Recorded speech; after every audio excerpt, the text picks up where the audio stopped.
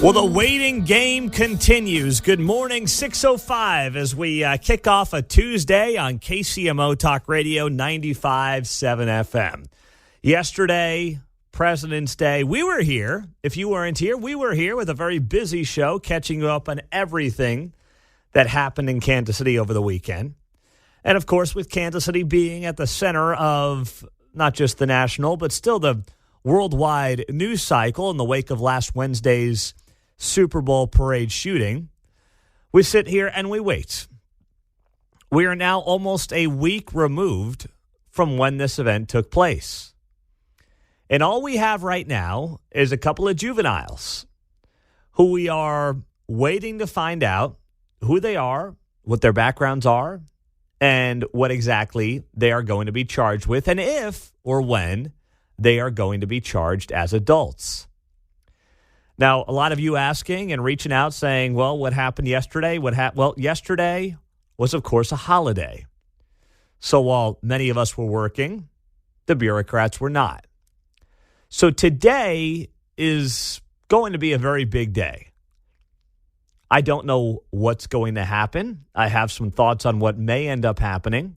We'll see whether or not these two juveniles are ultimately detained, remain in custody after being charged as adults. If they, God forbid, could be let go, that is possible either today or tomorrow. And this may be the next step where the entire world gets to see just how incompetent the prosecutorial process is in Jackson County, Missouri. I would love to be wrong about this, by the way. Let me be very clear. I do not want to sit here and be right about any of this. I don't. But if you've listened to this show for any period of time, and if you have seen how the prosecutorial arm of the legal system in Jackson County has worked for far too long, then you can't be surprised by anything that may end up happening in this case today or tomorrow or at any point this week. But just understand that it is entirely possible that two juveniles end up back on the streets of Kansas City, Missouri after what took place last Wednesday. That is on the table. And we could find out much more about that coming up today. Now, in the meantime, this was brought up yesterday by Brad Lemon, who is the Fraternal Order of Police president here in Kansas City. And he ties, what's gone on here in this town over the last few days to something that happened over a month ago. And that was the shooting at Crown Center. Brad Lemon points out on social media, it has been 33 days since the Crown Center shooting. No one has been charged. Would the same be said in Clay, Platte, Cass, or any other county in the metro? Brad Lemon adds here, stop the hand-wringing, file the charges. Referring, of course, to Jackson County and its prosecutor's office led by Gene Peters Baker. Well, think about that, right? Local media hasn't touched the Crown Center story in how long? I mean, everybody was on it. Shooting at Crown Center, shots fired at Crown Center. And 33 days later, now 34 days later, here we are, and there's not a single person in custody over this. Now, I understand no one lost their life in that situation, but still, you've got people opening fire at each other in a major entertainment part of town that relies on people of means showing up and spending their money. That is good for the city economy. It's good for the county economy. And nothing's happened. Now, the prosecutor did respond to Brad Lemon. And here's what her statement was after that tweet I just shared with you from Brad Lemon, the Fraternal Order of Police president in Kansas City, Missouri. Gene Peters Baker puts out a statement reading as follows. A recent tweet by the FOP, Fraternal Order of Police, that suggests charges are not being filed in the Crown Center shootings that occurred last month are misguided and uninformed. We cannot detail further at this time the status of that investigation in order to protect officer safety and the investigation itself. What a bunch of... Hit the dump button, Mark. Slam it. I won't do it. I was going to add hashtag #OHA. Yeah. This is the biggest bunch of bull that you could possibly come up with. If there is a prosecutor's office who has done less to protect the well-being of officers in this region, find them. You won't. The fact that you have an office in Jackson County that would actually have the audacity to go ahead and claim that they are dragging their feet to protect officers in this community. You've got officers in this community. You know, I met two great guys at the Missouri GOP state convention on Friday. And, you know, they were listeners of the show, and, you know, I was always grateful for that and happy to spend some time with them. But what did we all agree on? We have a prosecutor that is in no way looking out for them, in no way has their back. You have a prosecutor who in this town ends up letting people walk, and then what does that mean? Well, if they end up pressing charges down the road, the cops got to go find them. They got to go put themselves at risk to find them, all because of the soft-on-crime mentality from the prosecutor's office in Jackson County. The notion that she would in any way infer that her office is looking out for the safety of law enforcement in this community is beyond laughable. It is wildly insulting. It is one of the more insulting things that's come out of this office publicly. And that's a high bar, by the way. That's saying something. 34 days removed from the Crown Center shooting. Nothing has happened. And you wonder why criminals have very little fear of opening up fire just about anywhere in this town. Yet still, what do you hear from people on both sides of our state line over the last few days? Gun control, gun laws, gun this, gun that. Oh, my goodness, take the guns, weapons of war. Am I missing any cliches off the top of your head? I think I got them mostly all covered. That's all they do. Yet you can tie Crown Center and what happened 34 days ago. And by the way, how many of you would not go near Crown Center right now? Just be honest. To what happened at the Super Bowl parade last Wednesday. To what might end up happening today with a couple of juveniles who very well could be walking out the door. We don't know. We might find out today. We might find out tomorrow. It's not entirely clear. But you could have a couple of juveniles who killed somebody walk out the door. And who's going to be in charge? Who's going to take responsibility? 913-408-7957. We know the Jackson County Prosecutor's Office is not going to take responsibility and is not going to do what needs to be done to get these thugs. Oh, my goodness, I said thugs. Yes, get thugs off the streets in Kansas City and make sure that this town is as protected as it deserves to be from people who want to cause chaos, who want to break the law, and yes, who want to commit murder. 6:13 as we roll through and kick it off on a Tuesday here on KCMO. Meantime, this does weave together with what has been the top story of the week, and that is a major organization coming out against the Kansas City Royals and their new location down at the Crossroads. The owner, John Sherman, spoke about this yesterday, and we've got the audio, and you'll hear from the owner of the Kansas City Royals on this new location down at the Crossroads next on KCMO Talk Radio 95.7 FM. We've now had multiple people ID'd in several tragic homicides that have taken place over the last week in Kansas City. And this, of course, is in the wake of what happened at the Super Bowl rally last Wednesday. So this was dropped yesterday on Fox 4, and as they note here, 8 people died in Kansas City from February 12th to February 16th in a 4-day window. And that, of course, includes 43-year-old Lisa Lopez Galvin, the woman who was shot and killed at the Chiefs Parade on Wednesday.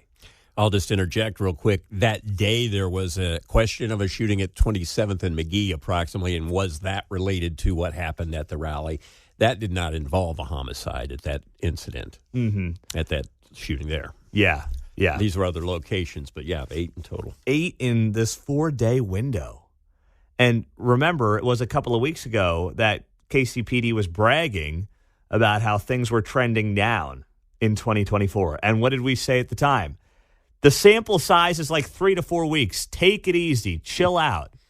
And by the way, January included negative 30-degree temperatures. Chill out, the operative word that you said. Literally chill out. I mean, this town was below zero for a lengthy period of time in January. And the fact that anybody in the prosecutor's office and KCPD at City Hall was like, oh, yeah, numbers are coming down 3 weeks into the year, when 2 of those weeks, we barely reached 5 degrees for a high. Stop. Even criminals, even, murderers don't like it when it's -2 outside with -22 wind chills. Believe it or not, they're not big fans of that. They can't really find people to kill in those kind of conditions. So that's important to note. But here we are in a very warm February, and I saw on one of the local newscasts that it has been historically the warmest February on record in Kansas City. How far are we away from someone blaming homicides on climate change? You know that's coming, right? Working on that right now. Some investigative journalists in this town. They're doing their note cards, got the rough draft going. Yes, they are working very hard on wrapping up February with a record year when it comes to warmth in Kansas City. They're going to look at a big spike in homicides, and they'll tie climate change to homicides. That's what they'll do. Just wait. It's coming. I promise you. That's going to be some dope is going to do a report like that in this town at the end of the month. I guarantee it. So you had 8 people from February 12th to February 16th. And yesterday, police released the identities of 4 other homicide victims over the last week. First, you had a shooting outside an apartment complex near the Paseo and Meyer Boulevard just before 5 p.m. He was 45-year-old Antonio Mitchell. Then on February 13th at about 7:45, another one near 16th and Jackson. That victim was 20-year-old Lamar Allen. February 16th, 2 people were killed and another injured. Booth Avenue and Ruskin Way just after midnight. South Kansas City. Mm-hmm. Yeah, you had 22-year-old Linford Garrett and 16-year-old Deshaun Robinson. This is terrible. These kids are 16, 20, 22. These are young men who have barely started their lives.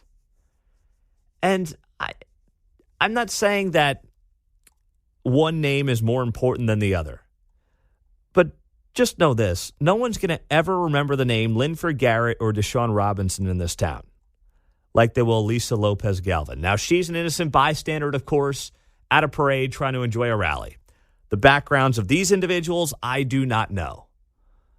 But the point is this. For those that scream about politics in this situation from the parade last week or any of these other homicides, and they want to make it all about the guns, and nothing more, they continue to deflect off the point that there are bad actors who are committing crime after crime after crime in this community, and they view it as an opportunity for whether it's gang-related or it's just an inability to de-escalate a conflict, whatever it might be. They do not fear repercussions. They just don't. And it's terrible to say that. I wish we didn't have to say it in this town, but we do. And, we haven't gotten the latest numbers yet. I'm looking at the daily homicide analysis from KCMO, from the PD. And the last time it was updated was February 16th. So that's with the weekend and the holiday yesterday. There should be an update today to see exactly where this town stands. Now, Jason and Travis Kelce put out their podcast for the week, and they put out a statement on what took place in this town on Wednesday. And here's what they had to say. After the tragic events of the Super Bowl parade in Kansas City, it didn't feel right without you guys hearing from us first. We just want to say, our hearts go out to all of the victims, their families, Chiefs Kingdom, and really all of Kansas City. That was really there on a day to try and celebrate the community. And it's unfortunate and deeply tragic, the events that occurred. So, we also want to thank the local law enforcement that sprang into action, the first responders on scene, and anybody that's been willing to help those affected by this tragedy. We'll share a link to donate to the Chiefs Emergency Response Fund in our bio. Your donation goes to supporting victims and their families, violence prevention, and mental health services, and the first responders. One of the things that's evident is how much Kansas City is coming together and rallying around the people that have been affected by this. And, one of the beautiful things that we have in doing this podcast is a wonderful community out there. The 92%ers, everybody that watches this show, we're still figuring out a way for us to be involved. And obviously you can donate to these links right now, but we plan on doing something in the future. We're trying to get that situated right now, have some ideas, but just make sure you're following, and we'll be telling you guys in ways that we're going to try and get involved. 92%ers, we appreciate you. Kansas City and Chiefs Kingdom, we love you guys. We're with you guys, and we'll see you guys soon. That is Travis and Jason Kelce on their podcast this week. Very appropriate statement. The pressure on these guys to get political in the last several days has been all over social media. And to their credit, they didn't do it. They didn't. They talked about, where their hearts are at. They talked about the first responders who helped out, law enforcement. You could not draw up a better statement if you tried from Travis and Jason Kelce. Now, I don't know what their personal beliefs are necessarily. I have no idea. But I do know this, at least at first glance, they did not cave to any of the stupidity on social media, trying to make this all about a gun or gun control or gun laws or anything like that. They didn't do it. And a lot of people wanted them to in this town and around the country. And Travis and Jason Kelce are smart enough to not take that bait.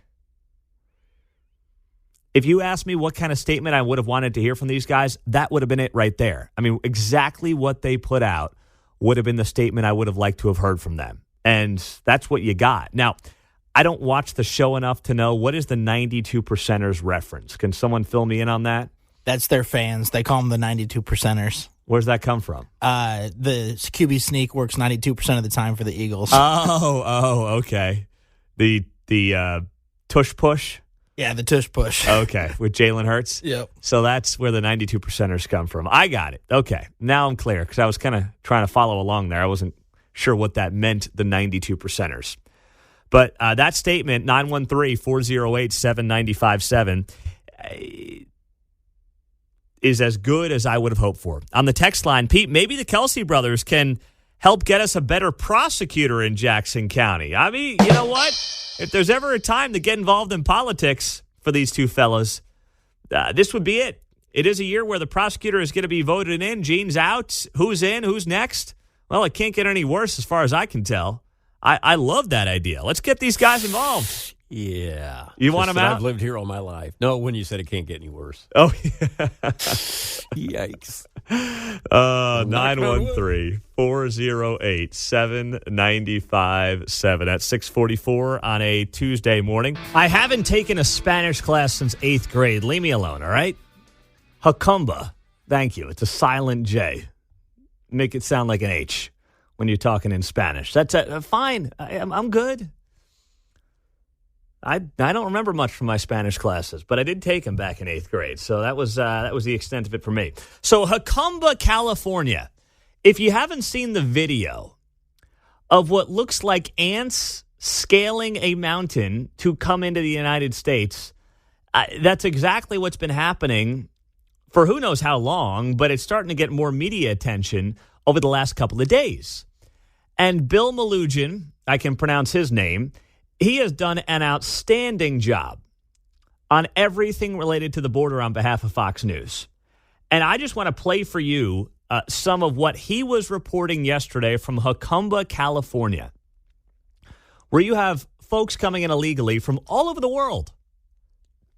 over this mountain in California.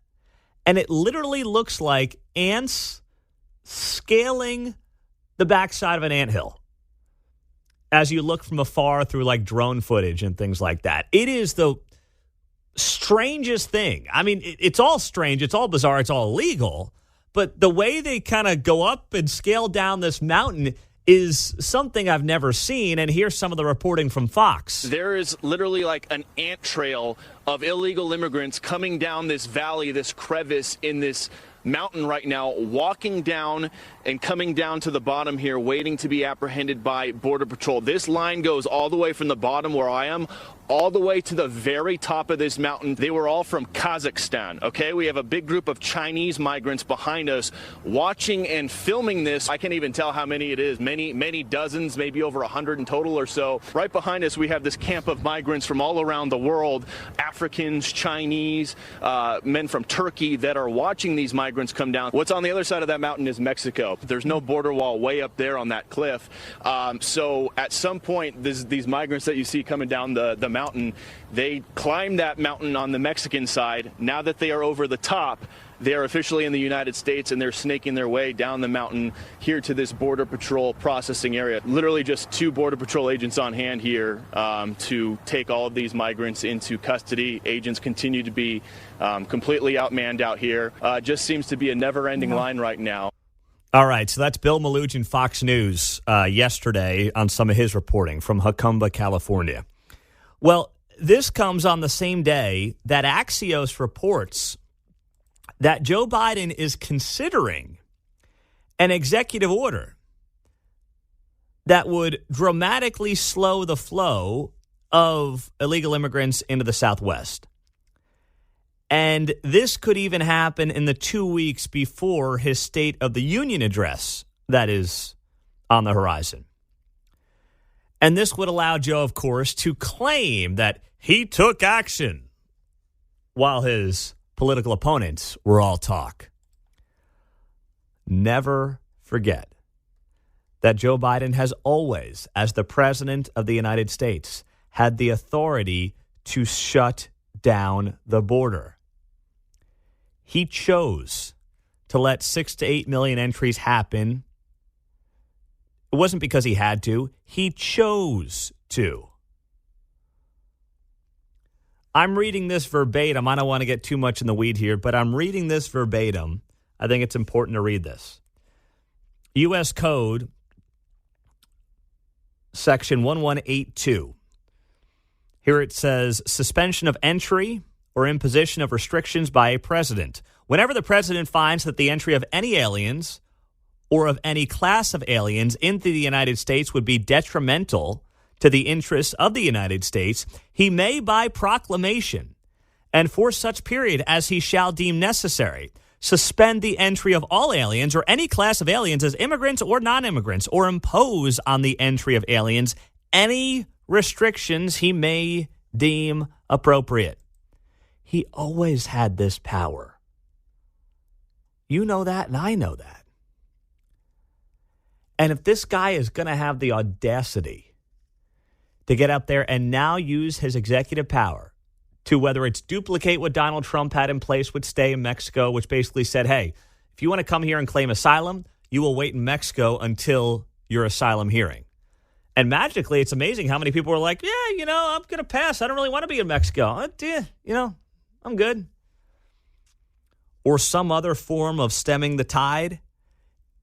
It is a complete and utter sham is what it is. Because Joe Biden's been saying for years, I can't do anything about this. And media, fawning media, were like, oh, wow, yeah, really, Joe? And Joe would be like, yeah, I can't do anything. So then reporters would be like, so the Republicans don't believe in border security? And then Joe Biden would be like, no, they don't believe in border security. And reporters would be like, okay, all right, we'll report that. And then potentially Joe's going to say, well, I was lying. I might actually do something after all. And now the reporter's going to be like, oh, yeah, savvy as always, Mr. President. 3D chess, we got him good. And will those who insist Trump had a Muslim ban call this a Latino ban? Yes. How about that? Now we're cooking. Thug, thug, thug, thug, thug, thug, thug, thug, thug, thug, thug, thug. All right. Some of you upset by now? Have I said thug enough? I just want to make sure we're all on the same page here as, this becomes an insane topic to have to even discuss. But here we are. And it all started on this show last week when Governor Mike Parson came on here and said the guys who shut up the Super Bowl parade are thugs. They are. The definition of a thug is a violent, aggressive person, especially one who is a criminal. Tell me how that is not exactly what those individuals are who shot up the Super Bowl parade allegedly last week. They're the very definition of thugs. But for some reason, that offends some people to use words that literally mean exactly what they were intended to be used for. So last week, this went viral over the weekend. In case you missed it, maybe you were off for President's Day. You took off from the news. Another radio show in town asked the mayor of Kansas City, Quinton Lucas, about what Governor Parson said on this show. And Mayor Lucas said that Mike Parson was dog whistling when he called these people thugs. No, because the definition of thug has nothing to do with race. A thug can be any skin color, any background. You know, there were thugs on January 6th at the Capitol. There are thugs in every skin color, every background, everything you could possibly want to know. You can be a thug. Not very Obama light of him to say that. No, it is not very Obama light. This was a massive misstep by the mayor of Kansas City, who does view himself as, in his own words, on his own social media profiles, the Aldi brand Obama. And I would say he lived up to the Aldi brand version of Obama, because Obama would never make this mistake. You know, what do you have to put in the quarter to get the grocery cart right at Aldi? They still doing that? Is it a quarter, or has inflation hit that even too? Still a quarter for me, at least. All right. Well, it's still a quarter. Well, Quinton Lucas lived up to that Aldi brand edition of Barack Obama, because Barack Obama, back in April of 2015, said this about rioters and looters in Baltimore in the wake of the Freddie Gray shooting. Let's roll the tape. A handful of criminals and thugs who tore up the place. What they were doing, what those community leaders and clergy and others were doing. One more time, if you might there, Mark. I just want to make sure I heard that with my own two ears correctly. A handful of criminals and thugs who tore up the place. All right. Hey, just for good measure, if I may, a third time's a charm. Go.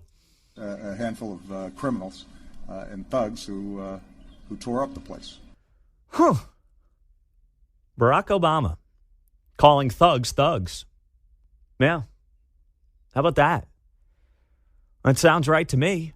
Makes total sense to me. Yeah. And by the way, all those thugs did was riot and loot and destroy private property. What these thugs allegedly did at the Super Bowl parade was kill a person and shoot up to 24 people, including a dozen children, last Wednesday. And we're sitting here debating whether or not thug is an appropriate word to be used. Frankly, it's one of the softer words that could be used in describing these individuals. One of the more FCC compliant words that could be used to describe these individuals. And there is nothing in the definition of thug that implies one's race. Barack Obama used it very effectively almost 9 years ago now. And by the way, very similar to today, there were some in media who tried to shame Obama when he used the word thug. But he didn't fall for it. Going to go back to this article, April 29 of 2015, USA Today. President Obama does not regret using the term thug in describing the violent rioters in Baltimore this week, according to spokesman Josh Earnest. Earnest said whether it's arson or looting of a liquor store, those were thuggish acts. In discussing the riots on Tuesday, Obama assailed the criminals and thugs who tore up the place and described them as a distraction from the real issues. Yeah, they are thugs. That's how you define thugs. Thuggish acts, thuggish people, criminals committing violent acts. That's what a thug is. And the fact that this town has spent this amount of time over the last couple of days debating whether or not there's dog whistling around the word thug, who in their right mind could possibly come to that conclusion? People who don't want to talk about the issues, people who don't want to talk about what actually is potentially going on here. And we sit here on a Tuesday. Yesterday was President's Day. You know, most offices and businesses were closed. We were here, but I know many were closed. Today is potentially going to be an incredibly important day in this case. Today could be a day where we find out what exactly is going to happen with these two juveniles who have been in custody since last Wednesday. Will they ultimately get charged as adults today? Could they be released as juveniles and brought back later to be charged? That's a possibility as well. That would be a complete and utter disaster, but that could end up happening in this case today. And then a lot of eyes will open up in this town. If that happens, and I'm not saying it will, but there's a possibility that either today or tomorrow, these juveniles are released after shooting up to 24 people and killing one. Many eyes in this town are going to be opened as to what exactly Kansas City, Missouri, and Jackson County at large are dealing with when it comes to its prosecutor in Jackson County. I don't care what your political beliefs are. I don't care if you love Trump, hate Trump, love Biden, hate Biden. I don't care. If you think that it makes any sense, or is it all righteous, and if it's at all just to allow two alleged individuals, I don't care that they're minors, two individuals who allegedly shot up to 24 people and a dozen kids at a Super Bowl parade, to let them back out onto the streets of this town, you have lost your mind.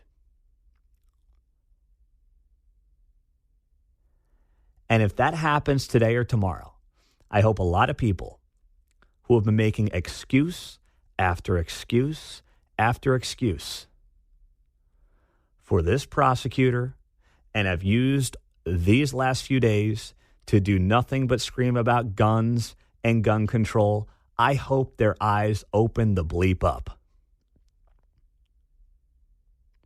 Because then you're going to really see what law enforcement and many shows like this have been talking about for a very long time when it comes to criminals not being punished in this town.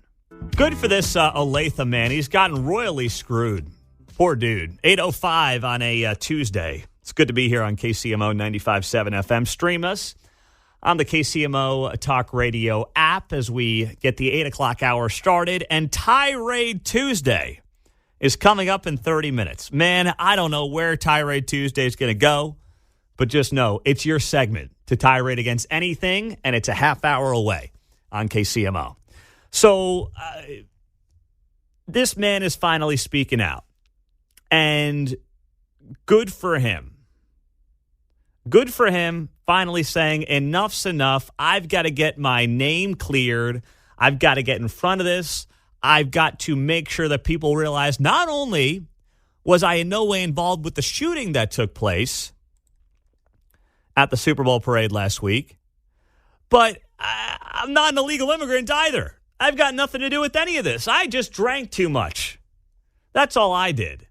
So over the weekend, this guy, Denton Loudermill, who's from Olathe, he's, middle-aged guy. He's got 3 daughters, 3 kids, and he just happened to be drunk. Now, fine, you shouldn't be drunk. The whole damn parade, as far as I could tell, was hammered. I mean, the thing was kind of embarrassing. So he's not the only guy. I'm not going to shame him for drinking too much at the Super Bowl parade. I'm sure he's kicking himself. But he's the guy in the red jumpsuit who went viral right out of the gates.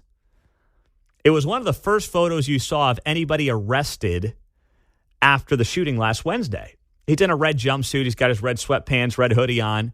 And then it started to circulate that he was somehow like an illegal immigrant and was the shooter. And he's neither of those. He was just kind of guy who should have been in the drunk tank. That's all he was. I'm not defending that, but I'm just saying there's a, a massive gap between a guy who was arrested and, by the way, then released. He was really just in handcuffs. They didn't even charge him with anything. He was in handcuffs that day. There's a big gap between man drunk in handcuffs to guy is a shooter, allegedly, and an illegal immigrant. I mean, that is a massive, massive jump to make. So he's starting to speak. His attorney that he is using also talked to Ray Stevens yesterday here on KCMO. Good job by Mark and Ray getting Lorana Lassiter Saunders on this show, or on the station, on Ray's show at 10 to noon, to talk about what has gone on for this poor man the last few days, Denton Loudermill, and what these last few days have been like as these rumors have circulated. What I've been able to track down, it seems like it started with an X profile. The person claimed that this individual was responsible for 2 other mass horrific events, and they took Mr. Loudermill's picture and associated with that name. But it seems like this name is used just to incite, anger and fear. And from what I understand, this individual hasn't been linked to any of those incidents, and definitely not this one, and it's definitely not Mr. Loudermill. Yeah, and good for her for trying to back him up on this. Now, it's amazing how dumb people got in the wake of this.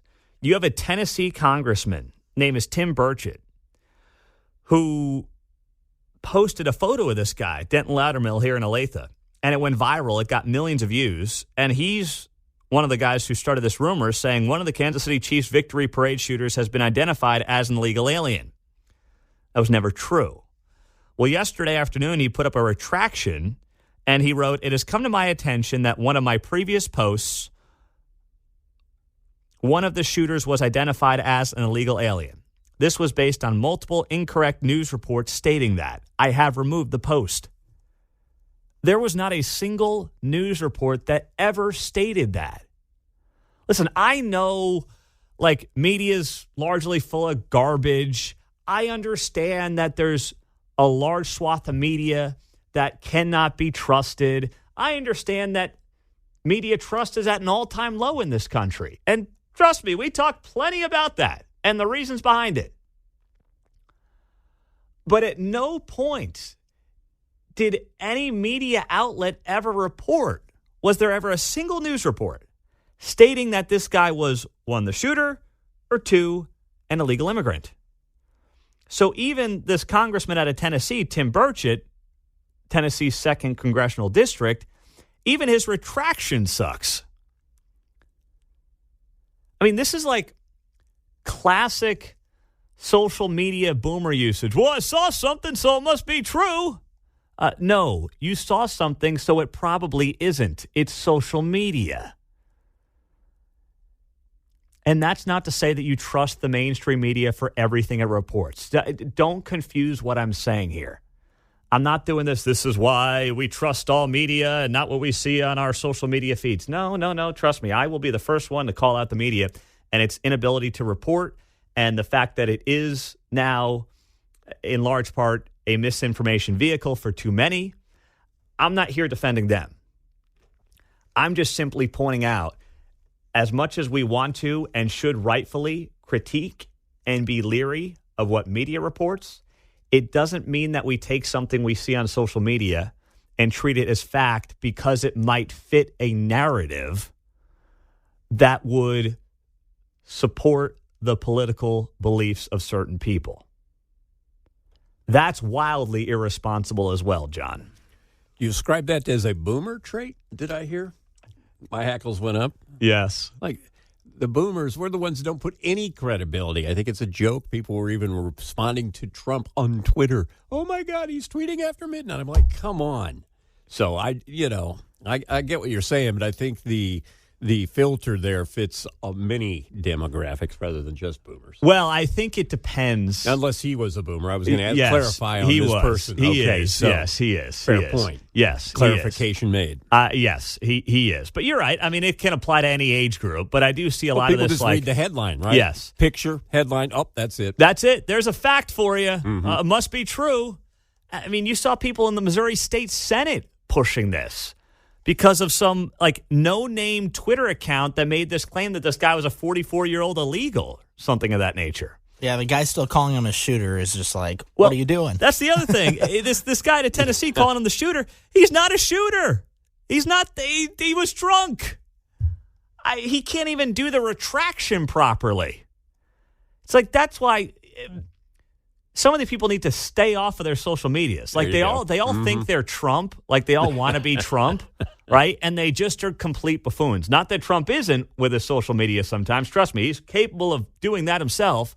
But they look like even bigger buffoons, some of these clowns. Hot takes are what? 2 for a dozen there? Yeah. $10 a piece? Yeah. They you can get them anywhere. You can get them anywhere. They fly off the shelves. Yeah. Dime a dozen. That's exactly what they are. So Lorana Lisitter Saunders also talked to Ray Stevens yesterday here on KCMO about what the impact has been like on his family. He has twin 23-year-olds, and he has a 15-year-old. Okay. And so you can imagine being in high school and college, and then seeing your dad's face.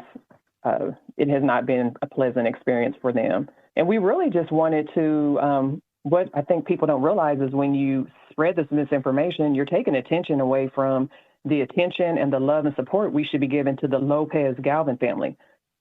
Because while you're spreading misinformation, the family has to walk that back. They don't have time to deal with the real perpetrators. And so we need the truth. We need truth and justice for their family, and we need to surround them with support and love. So that Lorana Lisitter Saunders describing the family impact on what Denton Loudermill has dealt with as his photo has gone around the globe. Not just in Kansas City media, not just in national media, around the globe. Daily Mail, I mean, you name it. This guy's image was plastered all over news sites around the globe. And now he's got to clear his name. And here's how it always goes, by the way. The apology, the name clearing, never gets the attention of the accusation. And that is always sadly true. So good job by Ray Stevens having on the attorney, Lorana Lisitter Saunders, yesterday. And we're going to do our best to make sure that this poor guy, Olathe, does have his name cleared because it's wildly unfair. Tirade Tuesday at 8:35. It's your chance on the show to rant on whatever you want. That is 20 minutes away on KCMO Talk Radio, 913-408-7957. Meantime, the Royals are now speaking about their new ballpark plans in the Crossroads. But in the meantime, you've had another team potentially threaten to leave its city because they may not get the taxpayer monies they want. When does this song and dance end? It's coming up on KCMO. I'll give John Sherman credit, owner of the Royals. At least he's not pulling the nonsense and garbage that's being done in Phoenix right now. So the Royals, of course, want to move their stadium downtown. They want to go to the Crossroads District. They want you in Jackson County to vote yes on April 2nd on a ballot item to extend a 3/8 cent sales tax to help the Royals fund their new ballpark downtown. John Sherman, a Kansas Cityan, has, I believe, and I give him credit for this, done everything to not try to pit Kansas City against another city.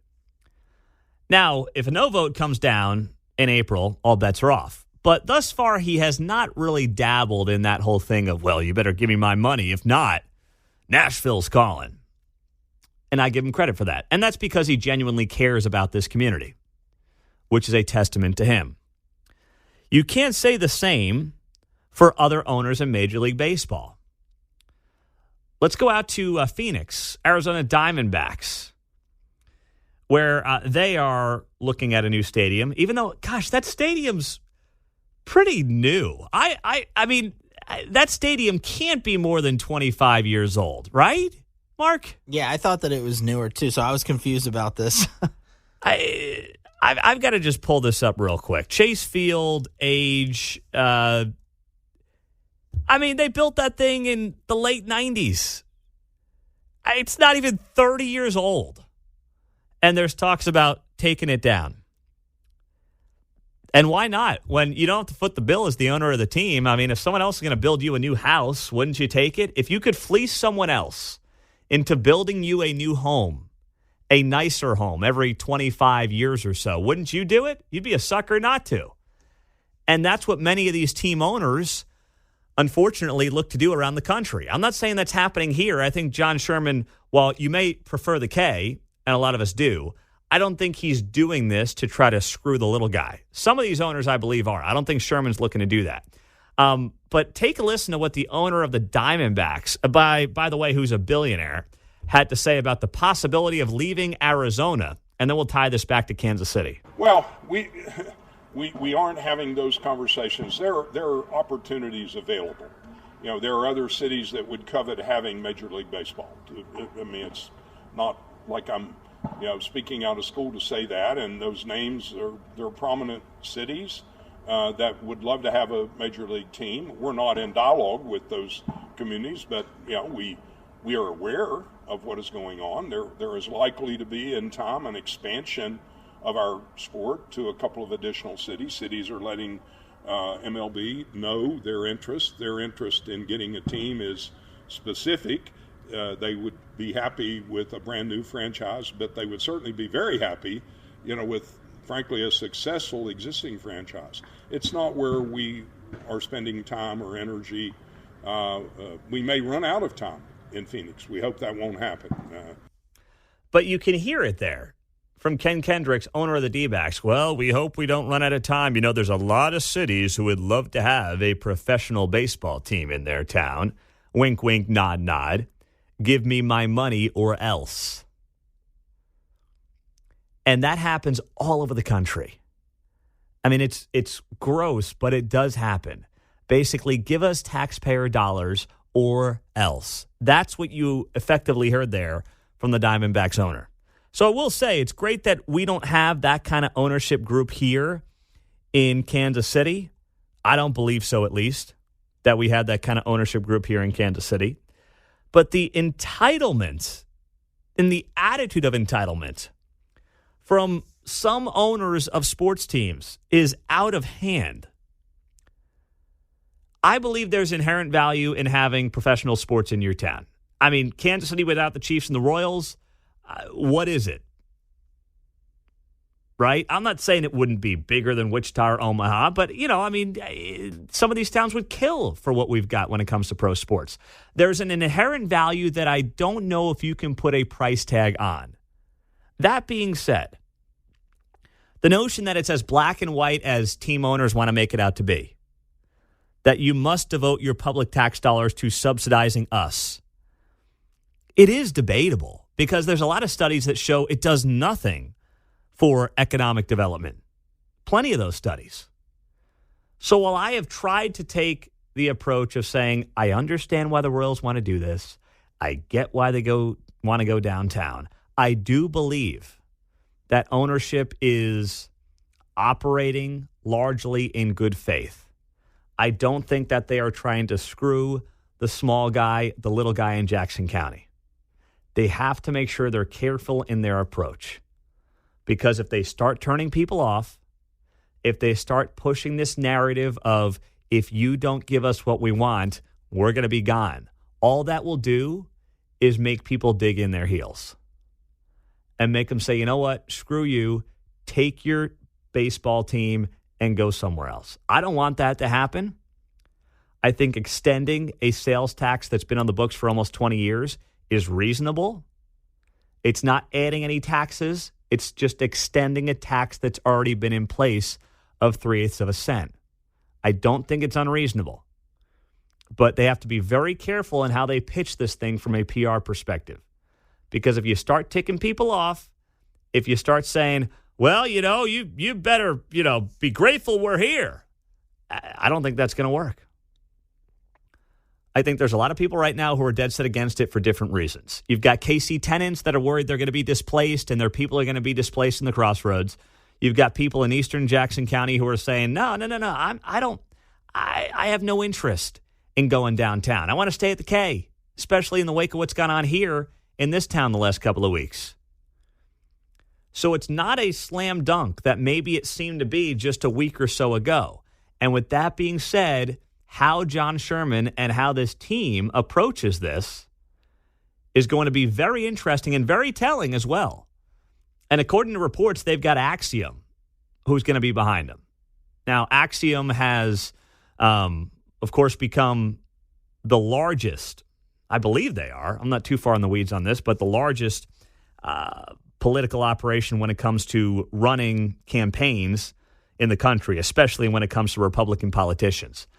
They're going to be in charge of the yes side of this. They're going to be helping the teams try to get the yes vote across. And they also run a lot of local campaigns. Jeff Rowe, the founder, is from Kansas City. He began his career here. So they're going to be all in on this. And how they promote this to the taxpayer, they've got to be very careful. I'll just say this. I hope they do a better job if they're trying to get the yes vote passed than they did on the Amanda Atkins campaign. Because they didn't help her one bit as far as I could tell. And I know that, paying the price with the naked lap. Do not let people tell you that Kansas City is all in all a very dangerous place. Now, no. I understand that they just set a record for homicides last year, but hear me out on this. Brad Lemon, Fraternal Order of Police president in Kansas City, put this up on Twitter yesterday. And he points out here. In 2020, Kansas City broke an almost 30-year-old homicide record. Now, of course, we broke it in 2023, but we don't have all the data yet on locations. So he's using 2020 numbers, but it makes the same point. In 2020, Kansas City broke an almost 30-year-old homicide record. 176 people killed that year. 166 of those murders occurred in the Jackson County portion of KC. And 10 total in the other 3 counties Kansas City is in. Only about 55% of Kansas City residents live in the Jackson County portion of Kansas City. So let's do this math together. The county that accounts for 55% of the population accounted for 94% of the homicides. Once again, the county that accounts for 55% of the population in Kansas City, that being Jackson County, accounted for 94% of the homicides. If this was truly a gun law issue, then why wouldn't that be a little more equal, right? I mean, these are the basic questions I bring up when I talk to folks, whether it's Nick Wright, who was an absolute moron and lunatic on this show last Friday, or anybody else who just screams about gun laws. And then where do they go to from there? I mean, let's just go from point A to point B. Then they'll point out, well, population density and poverty and things like that. All right, well, I've got those numbers right in front of me. Jackson County has a 13% poverty rate as a county. Clay County and Platte are about half of that at 7 and 6, respectively. Well, there's less poverty in Clay, yeah, sure, about half, give or take. But still, you're talking about 95% of the homicides in one county. Maybe double would make sense, but 95% of them in one county in the city limits. Go out to Lafayette County. They got a poverty rate of 11. Not hearing about a lot of issues out in Lafayette County. You go down to the Boot Heel, and those are some of the poorest counties. They are the poorest counties in the entire state. Mississippi County's got a 27% poverty rate in the Boot Heel. More than double Jackson County. Do you hear a lot about some of these issues that we're talking about in Jackson County applying to Mississippi County? Go down towards Carter County, Ripley County, all, southeast quadrant of the state of Missouri, Texas County, Shannon County. Poverty rates at or near double Jackson County. Same gun laws, by the way. Just use that level of common sense and ask yourself, what is going on here? Are there cultural issues? Yeah, absolutely. I'll give you that. No doubt about it. But as long as you combine some of the issues that exist with prosecutors who do not do their jobs, this is not going to end. It's not going to stop. As long as you continue to deflect to some of these other issues and make it about something that it's not, in the wake of last Wednesday here in Kansas City, it doesn't matter. It's not going to change. As long as you perceive victims to be the real criminals, or criminals to be the real victims, I should say, victims of society, then this is what you're going to get more of. Not a good thing. No one should be happy about it, but Brad brings up an outstanding point. And it's one of those things that if news media did its job, they would also allude to, they would also point out, hey, 180 people, give or take a year, are dying, and 95% of them are in one county within a 4-county city. What is that all about? It's only about half the population. I mean, somebody would be asking questions. Instead, what do you get from like the newspaper of record here in Kansas City? Let's have another story on gun control. Let's talk about how Quentin Lucas is upset that the governor is dog whistling, using the word thugs, even though he's not by the definition of the word thugs. Let's have another editorial piece on gun violence and guns this. And let's talk to, woke members of the state legislature in Johnson County, Kansas, as if that means anything and is relevant to anything right now. Let's give them some free publicity to help their preferred political party get elected in Johnson County, Kansas this fall. Let's use a tragedy to help our friends on the other side of the state line. That's what they do. That's the only thing they appear to be interested in doing. Using this to further a narrative, even when the narrative doesn't even come close to fitting. So now we sit here and we wait. And we wait to see what happens potentially as early as today, but it could be tomorrow. And I'm telling you, as I've been teasing on social media for the better part of 48 hours, just wait. The narrative is about to blow up. I promise you. That's why the Kansas City media and the political allies and the grifters are in overdrive right now, because the media realizes, I believe deep down, that the narrative is about to blow up in their face, and they are trying to buy time. They are trying to buy time in the sense that you're going to forget about this story because time heals a lot of wounds. And by the time the facts come out, you'll have been indoctrinated with all their gun control crap, and that's what they're in the business of doing right now. And that's all they're in the business of doing right now.